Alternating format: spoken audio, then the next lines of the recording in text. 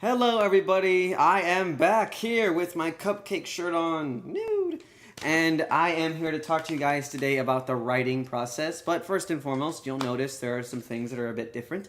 So, first of all, it's the morning. There's daylight coming in through here. And so we have more light, and you can actually see the Doctor Who calendar that is on the back wall.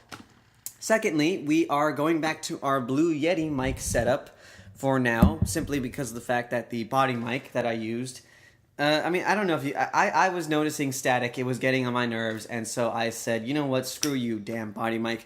And so we are back to the Blue Yeti, which has never failed me before, and my trusty little TARDIS, who the Blue Yeti is plugged into, and his little blue indicator light to show me that he is always working. He or she, well, okay, whatever. I'm not going to bother. Today, we are going to talk about the writing process. I'm going to give you guys a little bit of a sneak peek into how I do things. And we'll go ahead and just get started. So when I come up with, sci-fi ideas, I find that, I work best when I have real, hard scientific facts to work with. Or, there are certain things that real life can come up with that I could never think up of in my entire life. And so the first thing that, oh, and by the way, I will be showing copyrighted images in this vlog, and if you are the owner of such copyrighted images, please first know that I am trying to speak positively of your particular product, and that if you sue me, well, that just goes to show me that you are a cold-hearted, cheap, tight-wadded bastard.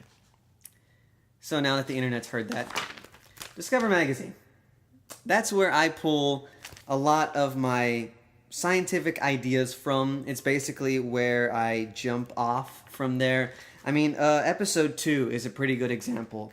Episode 2 was an idea ripped pretty much right off the pages, based off of an actual substance called extracellular matrix that was in fact nicknamed pixie dust, that is in fact used to regrow what was once considered permanently lost human tissue. Now, maybe not in the extreme sense of it, that it was used in episode 2, but it is actually being used as a treatment for certain new forms of medical science.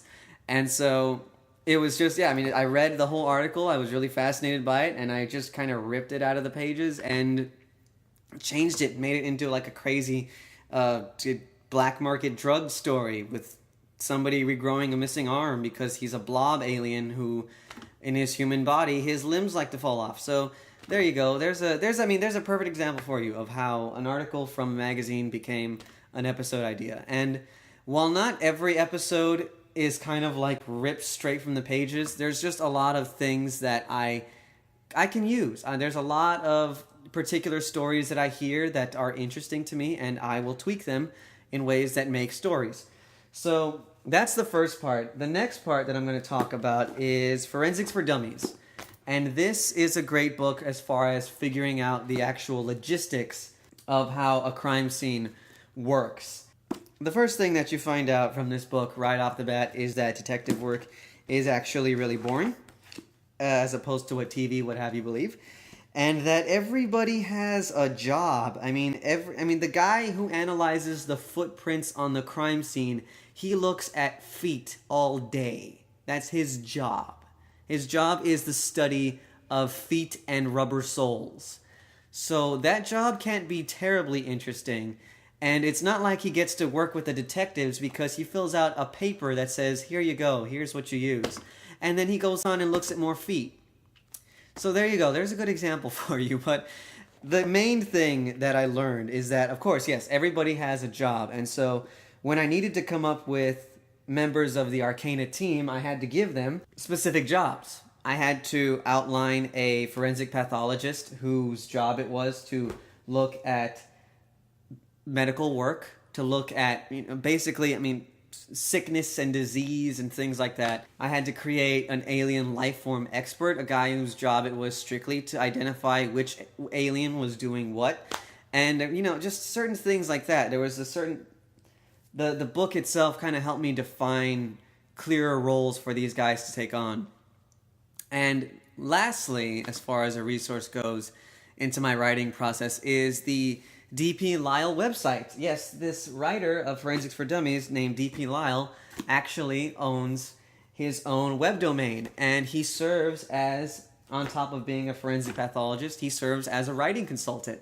And you can send him any question you could possibly think of that relates to either forensic work or anything having to do with the body. Bodily injuries or disease, anything like that, he will answer your question no matter how crazy it is. And just to give you an example, this was one that I heard of. If I was shooting a gun at a person who could teleport away in a certain field range of like 3 meters, and I shot a bullet at him, and the bullet entered into his skull at about 1/3 of an inch before he teleported away from the bullet, how much internal brain damage could be expected? How much blood loss could be? I mean, it's and I'm talking. This guy gave an answer. I mean, yes, that was a mouthful to get out, but he gave an answer that actually seemed accurate. And I've asked him a couple questions based on the show. And episodes 3 and 4 actually, there's a big kind of plot point that I was able to hear about based upon a question that I asked him. And I won't give away what it is, but I'll just mention that it involves salmonella. That's all I'm going to say. He is a great guy to consult. He always gets back to you so long as you conform to certain things that you put down in the email that he requires. And, I mean, I've never had a problem dealing with him. So if you're somebody interested in crime work, especially murder, if you're somebody who really wants to write good murder, give this guy an email and pick up his book. And that's it for today's vlog. I thank you guys for watching this, and we won't have an update next week because I'll be in the middle of 2 finals that I have to take. But there might be a video up. It's not going to be an update, but it will probably be something a little bit more fun and a little bit different. And if it is up by then, I will put a link in the next video that will refer you over to it.